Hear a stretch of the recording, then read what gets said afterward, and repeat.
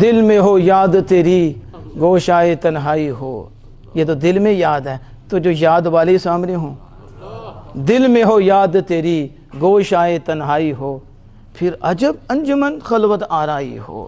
اس محفل کا بھی کیا کہنا جہاں آمنہ کے لال اور ابو بکر ہوں اور ان کے سوا کوئی اور بشر نہ ہو.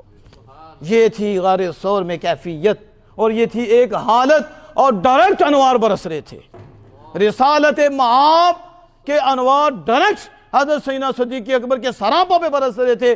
آپ کے جسم پاک کو بھی روشن کر رہے تھے، آپ کے دل اقدس کو بھی روشن کر رہے تھے. جو میں نے کہا کہ جب محبت کمال کو پہنچتی ہے تو یار یار کے مزاج میں ڈل جاتا ہے، اور طبیعت یار کی طبیعت میں ڈل جاتی ہے. جمال یار کے جمال جیسا ہو جاتا ہے، اور اس کا جمال یار کا جمال ہو جاتا ہے. رنگ یار کا رنگ ہوتا ہے، خوشبو یار کی ہو جاتی ہے. یہ تین راتوں کی صحبت تھی جس میں اور کوئی نہیں تھا. رسول اللہ تھے اور ان کے غلام ابو بکر تھے، اور حضور نواز رہے تھے اور وہ نوازے جا رہے تھے. حضور منور کر رہے تھے اور وہ روشن ہو رہے تھے. اتنے روشن ہوئے کہ جب مدینہ پاک کے پاس پہنچے تو لوگوں کو پتہ نہ چل سکا کہ رسول اللہ کون ہیں اور ابو بکر کون ہیں، آقا کون ہیں، غلام کون ہیں. یہ کیسے ہو سکتا ہے کہ پتہ نہ چلے کہ ماہتاب چمک رہا ہو، آفتاب نبوت پوری آب و تاب سے چمک رہا ہو، اور ابو بکر اور حضور میں فرق نہ ہو. فرق بڑا تھا لیکن انہیں نظر کیوں نہیں آ رہا تھا؟ اس لیے کہ 3 راتوں نے اتنا نوازا تھا، اتنا روشن کیا تھا. اب ابو بکر آئینہ بن کر آ چکے تھے.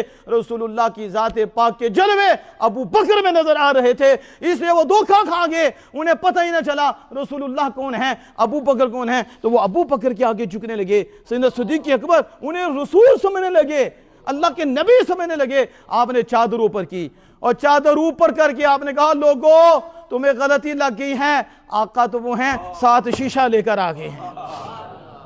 آقا تو وہی ہیں لیکن ان کی صحبت نے اتنا مجھے چمکایا ہے کہ جسم میرا ہے، جمال ان کا ہے.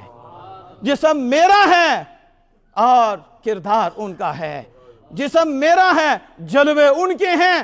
وہ آقا ہیں، میں غلام ہوں، لیکن آقا نے نوازا ایسا ہے کہ غلام میں آقا کی جلوے، آقا کا جمال، آقا کا حسن اور آقا کا کردار نظر آ رہا ہے.